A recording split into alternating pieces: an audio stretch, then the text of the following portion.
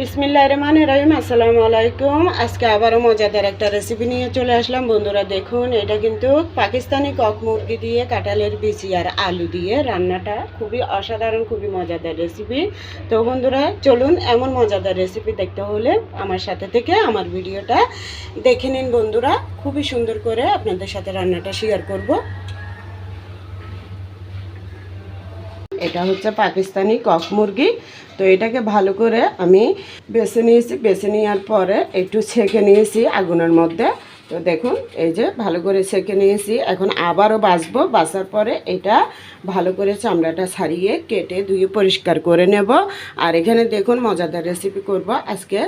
এই কাঁঠাল বিচি দিয়ে কয় টুকরা মাংস দিয়ে, যেহেতু এটা বড় মুরগি, আমি পুরোটা রান্না করব না, অর্ধেক দিয়ে আজকে এই কাঁঠালের বিচি সাথে 2টা আলু দিয়ে মজাদার রেসিপিটা আপনাদের সাথে শেয়ার করব বন্ধুরা। তো আমি এগুলো পরিষ্কার করে নিই, তারপর রান্নাটা শেয়ার করব আপনাদের সাথে। সাথেই থাকুন।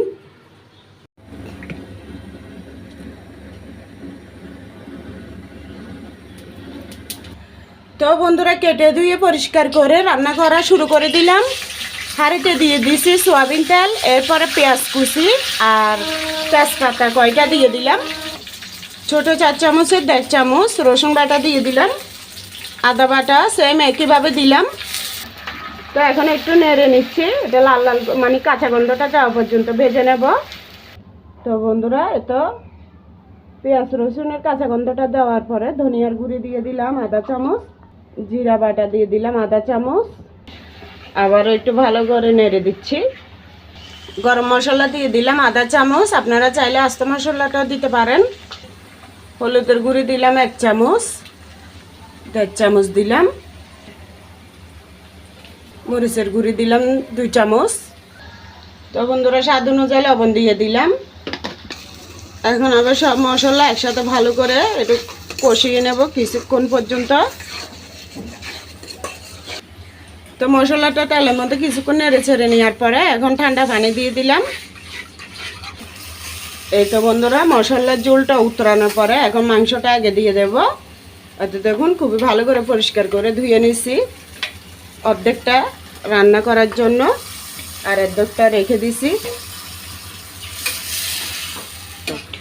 তো বন্ধুরা মুরগির মাংসটা দেওয়ার পরে এখন মশলার মধ্যে আমি ভালো করে ঝোলের মধ্যেই 10 মিনিট পর্যন্ত কষিয়ে নেব।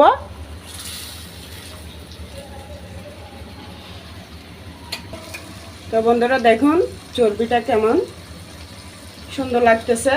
এটা কিন্তু চামড়ার সাথে বাজানো, যেহেতু কাঁঠালের বিচি আর আলু দিব তাই চামড়ার সাথে একটু চর্বিও দিলাম। চর্বিটা দিলে কাঁঠালের বিচি আলু সেই সাথে মুরগির মাংসটা খেতে ভীষণ ভালো লাগবে। এভাবে মাঝারি আঁচে রেখে আমি নেড়ে চেড়ে 10 মিনিট পর্যন্ত কষিয়ে নিলাম। দেখুন খুবই সুন্দরে কষানো হয়ে গেছে। এখন এই তো দেখুন কাঁঠাল বিচিগুলো খুব সুন্দরভাবে পরিষ্কার করে নিছি, আস্তই দিয়ে দেব। তো এটা 10 মিনিট পর দিতেছি, একসাথে আবারও কষিয়ে নেব 10 মিনিট পর্যন্ত। এই মশলার মধ্যেই পুড়ে যাবে বিদায় আমি তাড়াতাড়ি করে একটু অল্প করে ঠান্ডা পানি দিয়ে দিছি। তো এখন এখানে দেখুন আমি বড় 2টা আলুকে এরকম কিউব করে কেটে নিছি, সুন্দর করে ধুয়ে পরিষ্কার করে দিয়ে দিচ্ছি। তো এই আলুটা দেওয়ার পরে আমি আবারও 5 মিনিট একটু ভালো করে কষিয়ে নেব। এতে বন্ধুরা মশলা, লবণ, আলু, মাংস কাঁঠাল বিচির মধ্যে পারফেক্টভাবে যাবে, খেতেও ভালো লাগবে। কষিয়ে নিলাম ভালো করে। দেখুন খুবই সুন্দরে কষানো হয়ে গেছে। তো লবণটা একটু কম হয়েছিল বন্ধুরা, আবার এই কষানো থাকা অবস্থায় দেখে তারপর আমি লবণটা দিয়ে দিছি।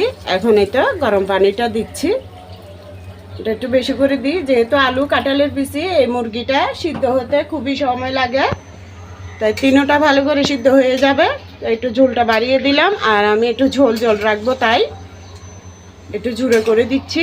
জালটা তাড়াতাড়ি উতরানোর পরে আবার মাঝারি আছে করে দেব।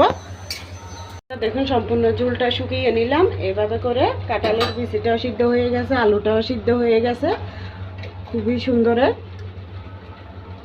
খুবই গরম। তো তো দেখুন গরম সিদ্ধ হয়ে গেছে, আলুটা আরও মোমের মতো হয়ে গেছে। তো এই পর্যায়ে আমি এখন কাঁচামরিচ আর একটা টমেটো কেটে দিয়ে দিলাম। কাঁচামরিচগুলো মাঝখানে ফালি করে দিলাম, মানে মুখ বরাবর ফালি করে কাঁচামরিচগুলো দিলাম। টমেটো আর কাঁচামরিচ দিয়ে আর 1 মিনিট পরে আমি চিনি দিয়ে পেঁয়াজ বেরেস্তা করে রাখছি, এটা একটু উপরে দিয়ে দিলাম। এতে কিন্তু এটার স্বাদটা আরও ভালো হবে লাস্ট পর্যায়ে দিলে। তো তেল সহ দিলে কিন্তু ভীষণ ভালো হয়, তবে আমার পেঁয়াজ বেরেস্তাটা করানো আছে, তাই পেঁয়াজ বেরেস্তাটাই দিলাম, নতুন করে আর করলাম না।